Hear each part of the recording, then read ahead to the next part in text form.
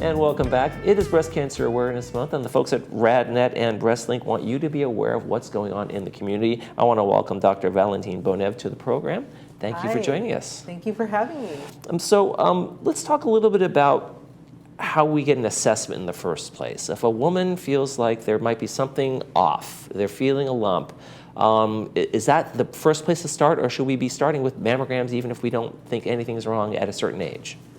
So national guidelines recommend mammograms once a year starting at 40 years old for women who are average risk. If someone's considered high risk, such as they have a family history of breast cancer, they may start getting mammograms earlier, such as in their 30s.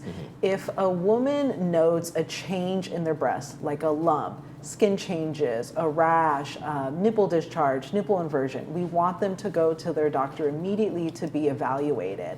The standard of care, though, is a mammogram once a year and then a breast exam once a year. So it's important that you do both because no one exam is perfect. If there is a family history, then it should start a little earlier. Are there also genetic tests that you can take to see if you are carrying that genetic marker with you? Correct. So we do offer genetic testing to patients who, let's say, have a family history and maybe their mom, their sister, their aunts, their grandmother of breast cancer or other cancers such as ovarian cancer. So what genetic testing entails is it's a blood draw or it's a saliva swab if you're, not very good with blood draws. And we're testing for gene mutations that may have been passed down from your parents.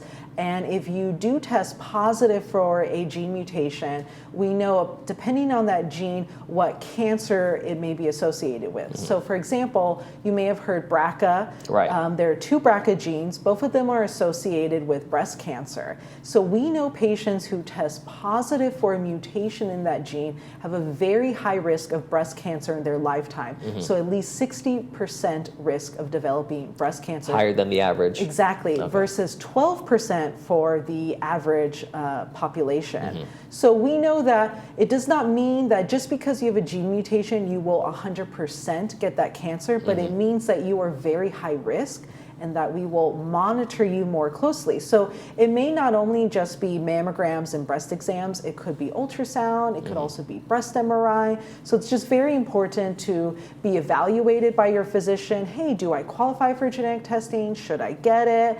And then talk about the potential impacts of genetic testing for that patient. So that information is just kind of something that people can value and they'll know and they'll have that in there in terms of how they monitor themselves and how they get their care, right? Correct. So it's bringing awareness. So awareness is power, and that's one of Beastlink's motto, especially for Breast Cancer Awareness Month this October. So if we are aware that you're high risk because you, let's say, have a family history or you have a gene mutation associated with breast cancer, we're going to observe you more closely. Now, are there genetic tests that go on? Do we do that multiple times, or does the one test really kind of cover everything? So what I offer is a comprehensive panel, which is around 71 genes tested for not only breast cancer, but ovarian cancer, pancreatic cancer, colorectal cancer, et cetera, because there's a lot of overlap with the different cancers with each other. And if you get a comprehensive panel, usually you just need one test. I've had patients who've undergone genetic testing decades ago, like maybe 10 plus years ago, and at the time, testing was very limited.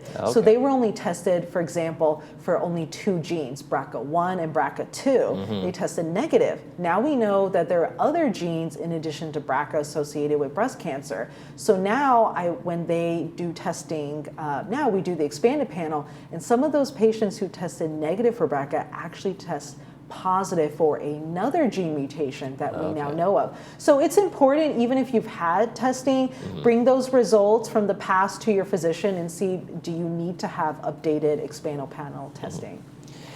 When folks get screened and they get that news that, hey, it's breast cancer, and after the test, those comes in, what is it like for someone to come into that world? It's a scary experience. There's all sorts of BRCA and all sorts of things that they're hearing for the first time. How do you as a physician not only deal with the cancer, but also the patient? That's a great question. So a lot of the times I'm breaking the news to patients, which is like dropping a bomb on them. And I tell them, I'm gonna give you a big overview of your diagnosis and your treatment. I know it's a lot of information, but I just want you to know that this is not life-threatening, and you're gonna have a full team behind you. So at Beastlink, they're not only working with me, the surgeon, they're gonna see a medical oncologist who I'm gonna refer them to, a radiation oncologist, physical therapist for their recovery after surgery, a plastic surgeon if they're interested in reconstruction.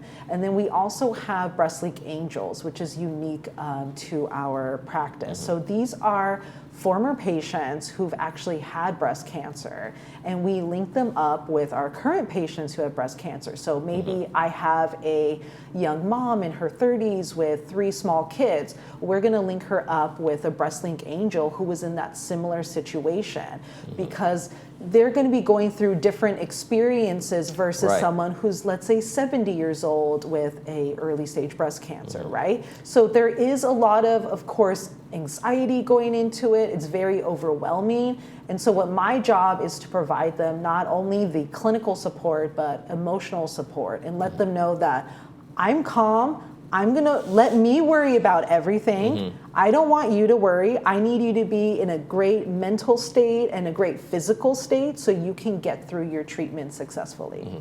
And there's a difference between, like you said, a 30-year-old young woman who is diagnosed than a 70, or the treatment plans are going to be different, right? Yes. The aggressiveness of the cancer might be different. Yes. How does the entire, like your cancer panel come together with the oncologist, you and others, and come together and make that team approach? From what treatment do we start first? Do we do surgery? Do we do chemo? Do we do radiation? How does that kind of come together?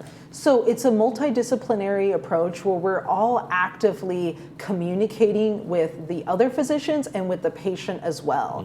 So we discuss the patient's case, and for example, a young 30-year-old is more likely going to have an aggressive breast cancer. So we're probably going to initiate aggressive treatment, which could include chemotherapy first, followed by surgery. She may need radiation therapy. We discuss that timing as a team, then we bring it to the patient and say, hey, this is what we talked about your case, this is what we recommend, and this is why we recommend it. What, do you feel comfortable with that plan? If the patient does, great, we'll initiate treatment. If they're not, then we bring it back to the team and say, the patient's very apprehensive about chemotherapy because these are her concerns. Let's go ahead and address that.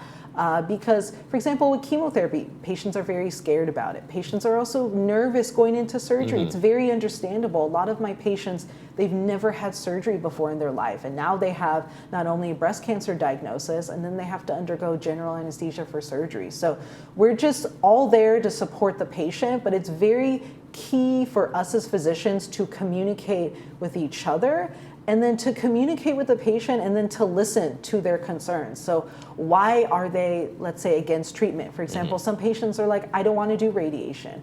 Okay, why not? You know what? I don't want to do it because it's too far away from my house. It's an inconvenience. Okay, then let's find something closer to you, because the ultimate goal is to treat the patient so they never have to deal with this again. Now, has chemo evolved over the years in terms of, like, are there more kind of biomarkers that you can tailor and make a chemo to now that where the side effects aren't as great anymore?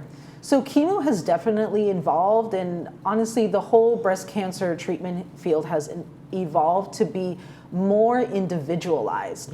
If when you came in, let's say 10, 20 years ago, pretty much every patient with a breast cancer diagnosis got chemotherapy, then they had a very extensive surgery where usually the entire breast was removed, and then a lot of lymph nodes were also removed. So this is a more morbid procedure with longer recovery.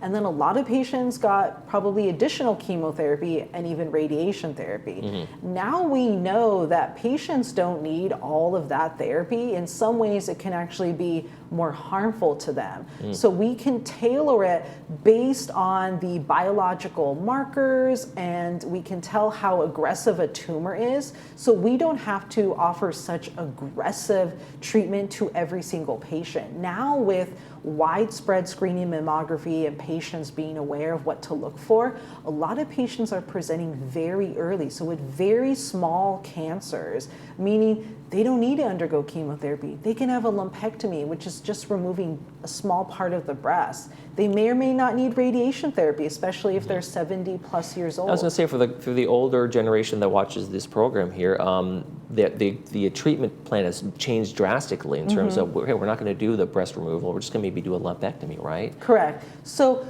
women who come in who are 70 plus years old with a breast cancer diagnosis are usually diagnosed with a small breast cancer that's considered less aggressive and hormone receptor positive, so expressing estrogen and progesterone receptor.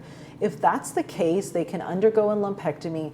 They probably won't need radiation, and they won't need chemotherapy. So the only other thing in addition to surgery will probably be recommended is something called endocrine therapy, which is targeting those positive receptors, and that just lowers the risk of that cancer coming back or a new cancer coming back in the future. So the point is, just because you're diagnosed doesn't mean you're going to have to undergo such extensive treatment.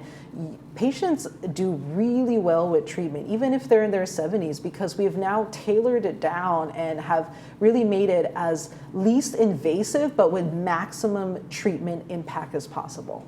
All right, that is Breast Cancer Awareness Month. If you take away any message, make sure you get your screening done and make sure you see your physician. Dr. Valentina Bonev, thank you so much for joining us from RadNet. Thank you for having me. You're watching This Day. We'll be right back.